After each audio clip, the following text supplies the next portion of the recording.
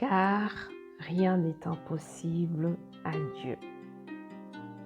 Dans les premiers chapitres de l'évangile de Luc, deux situations très similaires s'y suivent. L'ange Gabriel est envoyé par Dieu pour annoncer deux naissances miraculeuses. Il visite premièrement Zacharie et lui annonce la future naissance de Jean-Baptiste.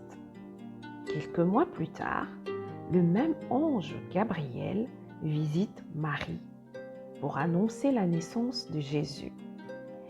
Zacharie et Marie reçoivent donc chacun une promesse de plus extraordinaire concernant ces deux enfants qui vont naître et qui accompliront les prophéties les plus attendues depuis des centaines d'années par Israël, la venue du Messie et de celui qui lui préparera le chemin.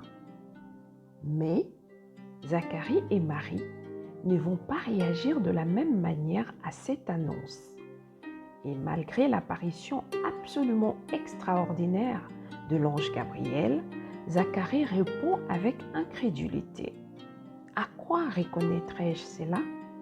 Ses yeux étaient fixés sur le naturel, sur son âge avancé et la stérilité de sa femme.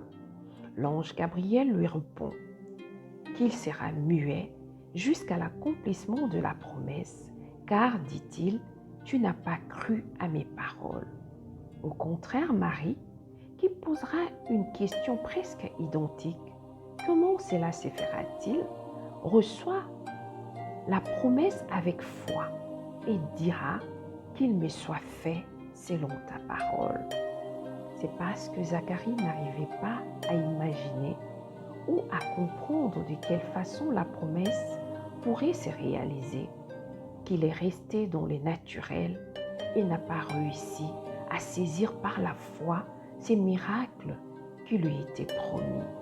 Et ceci alors même qu'il priait pour que sa femme enfante, car l'ange Gabriel lui dit « Ta prière a été exaucée, ta femme Élisabeth t'enfantera un fils. » Quelle situation paradoxale!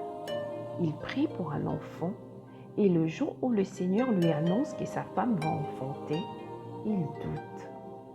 Marie non plus ne voyait pas de quelle façon cette merveilleuse promesse allait s'accomplir, car elle n'était pas encore mariée à Joseph.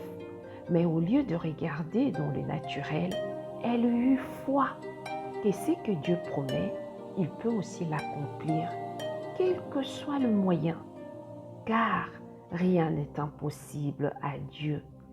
Telle est la conclusion de l'ange Gabriel.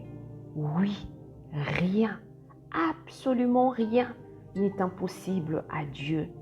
Jésus confirmera cette parole. Dans Matthieu 19, 26, Jésus le regarda et leur dit « Aux hommes, cela est impossible, mais à Dieu, tout est possible. » Et il va de même plus loin en disant dans Marc 9, 23, Jésus lui dit « Si tu peux, tout est possible à celui qui croit. » Alors, face à nos circonstances, ne passons pas à côté de la solution que le Père a déjà en réserve pour nous. Ne soyons pas déstabilisés par l'apparent manque de solutions. Ne fixons pas nos regards sur des choses naturelles. Ne perdons pas de temps avec de comment.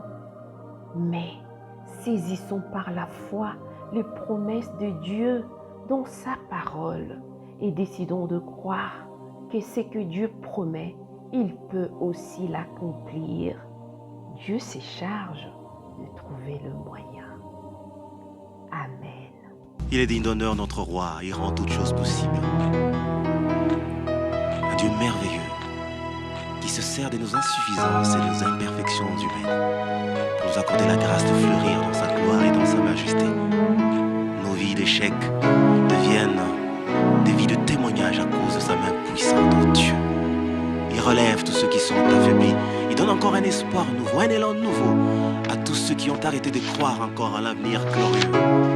Il rassemble les cœurs, il fait tout ce tout ce qu'il faut pour que notre joie soit parfaite. Voilà pourquoi il a dit, demandez afin que votre joie